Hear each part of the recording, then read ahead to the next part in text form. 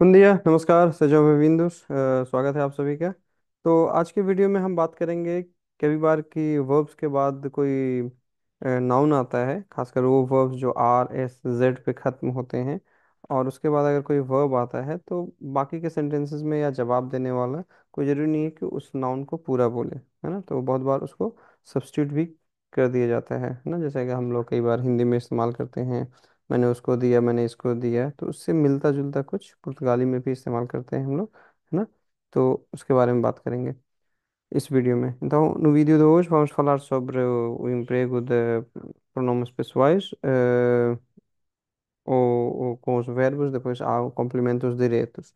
E estes complementos diretos às vezes aglutinam-se com os verbos, ou na sua forma natural, ou às vezes também nas conjugações, ok?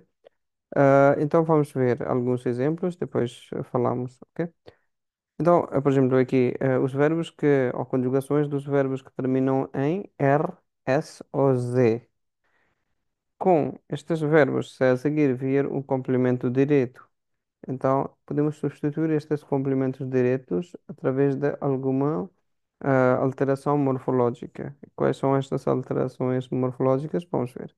Vou lavar o carro amanhã. Então, podemos substituir o carro por वो लवालू आमन्य, है ना। तो मैं कल गाड़ी धोऊंगा, तो हम उसको हिंदी में कह सकते हैं कि मैं कल इसको धोऊंगा, उसको धोऊंगा, जो भी। तो गाड़ी को हम सब्स्टिट्यूट करते हैं। तो पुर्तगाली में भी हम कर सकते हैं, क्योंकि लवार के बाद यहाँ पे ऊ कार हुआ है, तो आर और ओ का जब ये कम्बिनेशन बनता है तो इसको चेंज कर देते हैं। तो आ के ऊपर एक्सेंट आ जाता है, जैसे यहाँ पे देखिए लवा, और उसके बाद आर जो है, और जो भी उसका उसके बाद जो आर्टिकल आया है वो चेंज होता है लू में। ठीक है, एक दूसरा देखते हैं। तू कॉम्स सोपा नोइत, तो यहाँ पे ये एस पे खत्म हो रहा है और आगे आ रहा है, तो यहाँ पे एक तरह से यहाँ पे भी अग्लुतीन साउंड या संधि एक तरह से हो सकती है। तो एस के पहले जो ए है उसके ऊपर एक्सेंट आ जाता है कुमे, और एस जो है चेंज हो जाता है ला में, कुमेला अनोइत, तू कुमेला अनोइत। ठीक है। तो ये भी एक तरीका है, बहुत सारे पुर्तगाली ऐसे इस्तेमाल करते हैं। तो कॉमर्स सोपा नोइत, तो कुमेला अनोइत। यो फीस उतरबाल्यू ऑनताई, तो यहाँ पे जेड और ओ का यहाँ पे इन दोनों की संधि हो जाती है, तो ये क्या बन जाता है, यो फीलू ऑनताई, है ना। अब यहाँ पे जैसे लू, यहाँ यहाँ पे ला, या यहाँ पे लू, फिर भी तो ये ऊ जो है आर्टिकल है उस नाउन का। ठीक है। तो उस नाउन का जो आर्टिकल है उसको यहाँ पे रखते हैं, बाकी पूरा हिस्सा उसका बदल जाता है ना। जैसे कि लू, ल, है ना।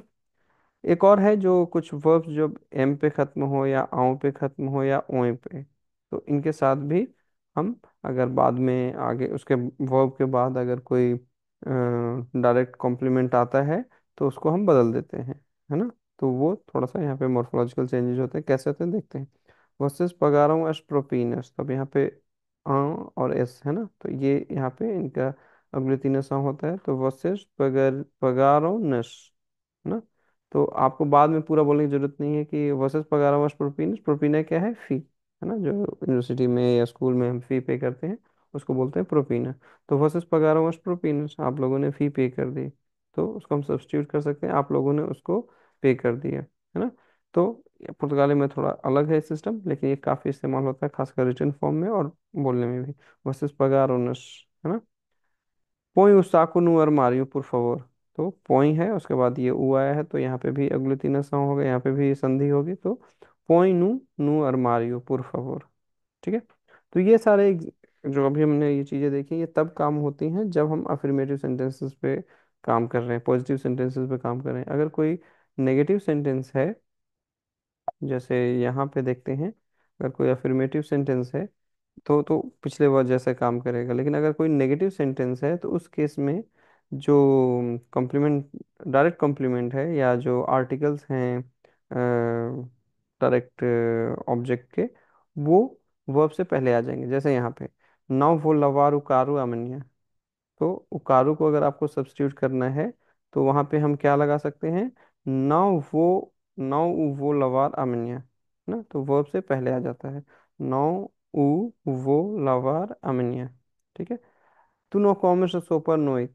ठीक है। तो तू नाउ अ कॉमर्स नोइत। ठीक है। तो यहाँ पे देखिए सोपा है, इसको हमें हमें सब्स्टिट्यूट करना है। ठीक है। तो ये कहाँ पे आ जाएगा, क्योंकि यहाँ पे नेगेशन है, नाउ है, तो नाउ से, नाउ के बाद लेकिन वर्ब से पहले। Eu sempre fiz o trabalho bem। अब यहाँ sempre क्या है, एक एडवर्ब है, और एडवर्ब के केस में भी क्या है कि ऑब्जेक्ट जो कॉम्प्लीमेंट है, चाहे वो डायरेक्ट हो चाहे इनडायरेक्ट हो, दोनों वर्ब से पहले आ जाते हैं। तो eu sempre fiz o trabalho bem, लेकिन अगर हमें o trabalho को सब्स्टिट्यूट करना है तो eu sempre o fiz bem। Vocês nunca pagaram as propinas। Vocês nunca pagaram as propinas? तो vocês nunca as pagaram। Sempre põe o saco no armário, por favor। ठीक है, तो sempre o põe no armário, por favor। ठीक é? Então vejam bem este vídeo uma, duas vezes. Se tiverem dificuldades ou alguma dúvida, tragam na próxima aula. E depois leiam o que têm na apresentação e as perguntas que têm na atividade, respondam, respondem-nas, है ना? Respondem-nas no fórum geral। ठीक है, तो respondem as perguntas, तो हम उसको यहाँ पे भी जैसे जो भी हमने सीखा उसके हिसाब से, तो respondem nas, por favor, no fórum geral। ठीक é? Então, e assim, pronto, esta secção toda ficaria completa, ok? Qualquer dúvida, sempre disponho e vemo-nos no próximo vídeo com um tema novo, tá bom? Até então, muito obrigado, adeus, namaskar.